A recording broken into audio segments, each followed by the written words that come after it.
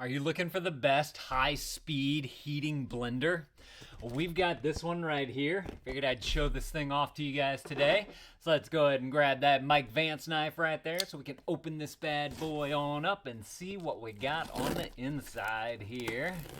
Just gonna simply slice and dice through some of this tape right on up here. And if you guys find this video helpful, definitely appreciate you guys looking up that helpful for me right there. Let's see, let's go ahead and open this. We got a user's manual right here on top. We'll take a look at that here in just a minute. Got some foam all up in here. Pop that on out. Ooh, we got a nougat right here. Some kind of nougat majougat. And we got bag in a box. We got a bag in a box here. Right there.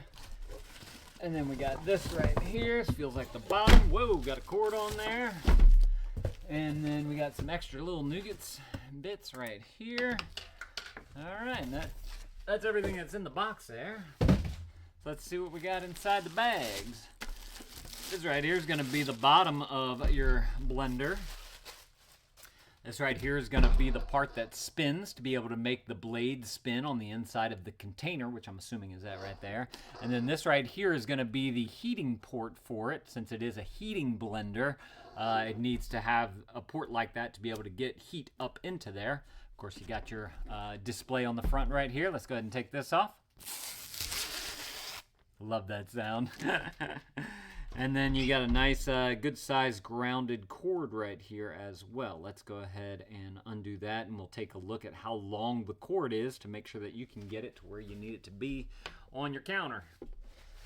That's a solid 3-foot cord. Most kitchen appliances are a 3-foot cord, so that's good to know right there. You got this little guy right here. I'm assuming this is like to push things down, maybe, inside the cup. You just put that into there to kind of smash it down. I do want to point out you get the sieve, you get this little measuring cup right there. Then you have this mama jama right here. Alright, so it says, ensure the lid is closed and handle aligned to avoid an E2 error. I'll get into that in just a minute. Do not submerge the handle area to prevent induction interference. Okay, so first of all, on the bottom right here, this is where your port that's going to connect to the blender right there to be able to get the blade to spin is. And then this is the other port that I mentioned that's making the heating element work for the blender. So you do need to make sure that you match up this with that right there. But I can tell you, it's not going to go on if you don't have it lined up. So it's pretty easy to figure that out.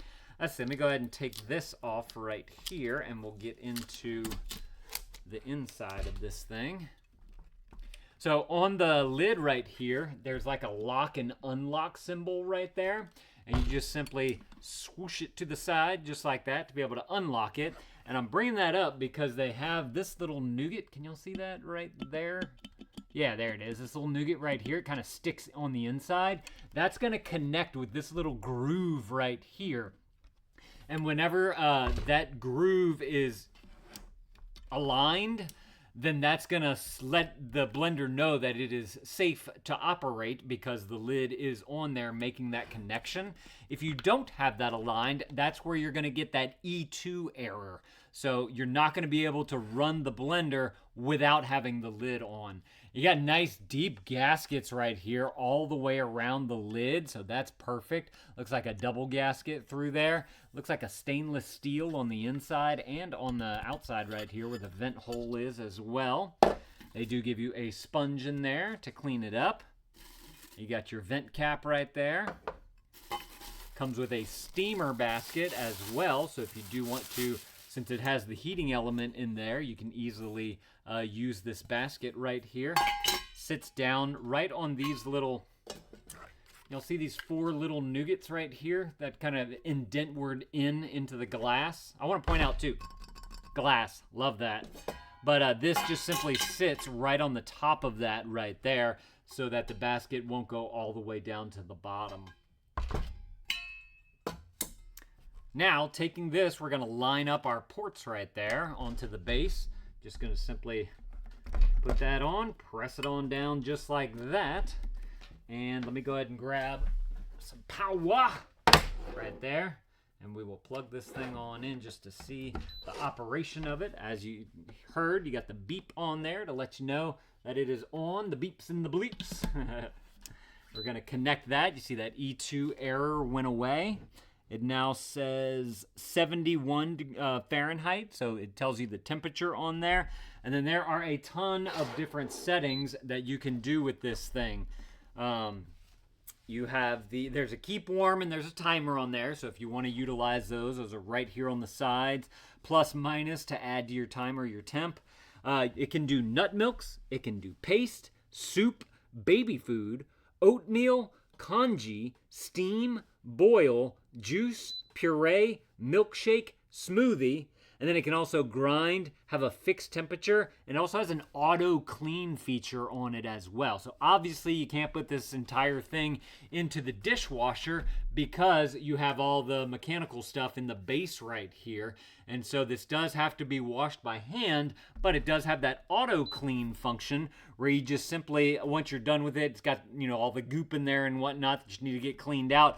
Put some water into there, hit auto clean, and then that will use that heating element to heat up the water. It'll start to use the blades to zhuzh it all around to be able to get everywhere and get all the gunk out.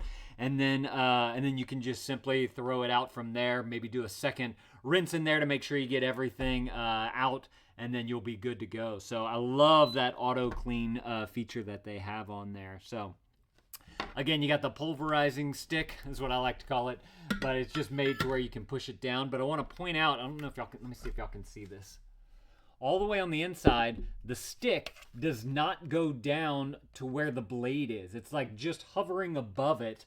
And so that way you won't accidentally try to, as you're pushing things down, you won't hit that blade as you're moving everything down. So love that. I love that they have this stop part in there so that it can't get messed up. Your vent cap just simply pops on the top just like that to create that extra bit of ventilation from there. And then while we're at it, let's go ahead and take a look at our user's manual right here just so that we have a good idea of everything that's in here. Let's see. Okay, nice big picture right there, labeling out everything so you know what they're talking about. There's the introduction to the control panel functions on there, going through all the different settings right there with almost like a little recipe, if you will, for each different one right there, which is super cool. It just tells you what it's used for, the how to use it, and then some notes about it, which is super nice. And they go through all the different settings on there. There's the product operation guide, and then there's the maintenance and care right there as well. So again, nice big pictures, easy to read. There's troubleshooting in the back right here. So if y'all are looking for an excellent heated blender, y'all definitely need to go and grab y'all one of these right here. This thing looks fantastic. Let me know if this was helpful. If it was, there's that helpful right there. Definitely appreciate you guys hooking that up for me. You know what? Before we go, let's go ahead and see if we can start this thing. I just want to see it move. So let's hit up maybe grind. Okay, so it changes our time. Minute and 30. Do I press start again or do I press the button again? There we go. Hey, hey, hey. Look at that. Wow.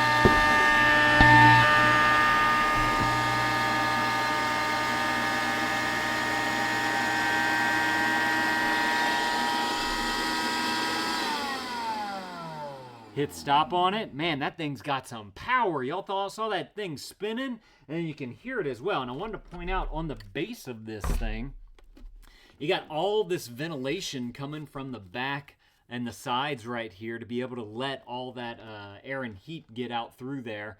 It does have the nice feet on the bottom right here, and this has a nice weight to it, so it's not going to move around on your counter as well, which is fantastic. Especially whenever you have a blender running, you don't want something super light where it's going to like flip and flop all over the place. This thing's going to be rock solid for you on the counter right there. Of course, I'm getting the E2 right here to let me know that nothing is connected, but again, if y'all are looking for an excellent heated blender, y'all definitely need to go and grab y'all this one right here. Oh, I didn't point this out. It has a nice big handle right here. So I can easily get 4 fingers on into that. It's not a knuckle buster for me as well. And then you on the, let me take this off. On the pitcher right here, You have this nice pour spout as well, so you'd be able, whatever you make up in here, you'd be able to pour it out nice and easily if you needed to get a spoon or a spatula to be able to get things out of there. It does have this nice little cone right here to be able to let it fall down into as well. So super nice.